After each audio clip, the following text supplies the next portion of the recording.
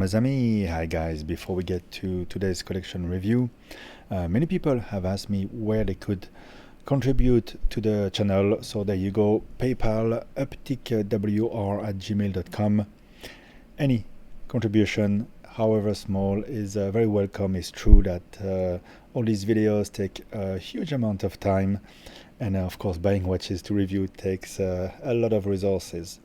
Anyway, today's collection, three-piece collection for Joe. Let me read you his email. Hi Uptic, huge fan of yours and would appreciate your insight into my watch collection. I'm 38 years old and have been in the hobby since 2012.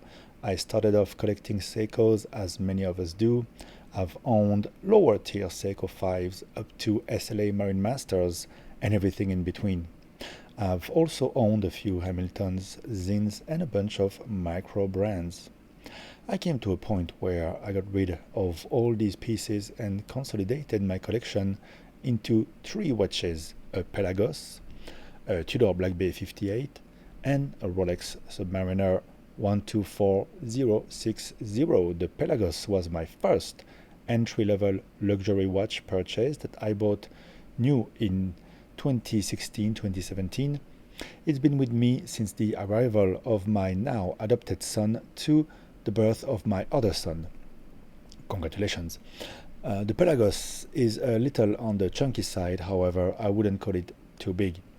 I purchased my BB58 in April 2021. I ordered it from my AD around the time that it was still kinda hard to get them.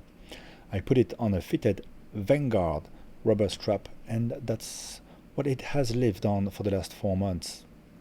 The BB58 is one of the best fitting watches that I've ever owned, and I'm so happy to have it in the collection. It also flies below radar for times when I want to wear a well-made Swiss watch, but having a Rolex on would be inappropriate. Around the same time I purchased my BB58, I expressed my desire to my AD to get my first Rolex. My objective was to get a no-date sub for my 40th birthday in 2 years. With all the Rolex scarcity talk out there, I figured that it was best to put my name in the 48 months ahead of time. As it turned out, I got the call only 2 weeks later after placing my name on the list. I was really excited, however, my wife was not. Well, so here I am now with a three dive watch collection. I realize it is a bit of a same but different. However, I love all three of them. I am at a point that I don't want or desire anything else. Where do I go from here? Is three similar divers too much? Do I consider a dress watch, chronograph? What would Uptic do? Thanks, Joe.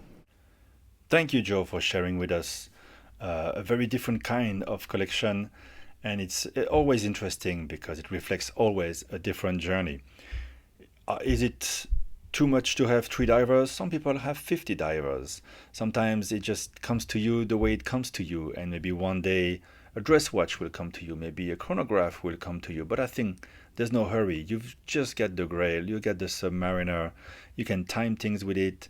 It's snazzy enough to wear in a dressier circumstances. And then on the weekend, you have your Black Bay 58, shirts and t-shirt, always perfect. It wears amazing. I put mine through its paces, so it does see a lot of action, gets a lot of scratches, but so does my Sea Dweller. I wear it equally as much on the weekend.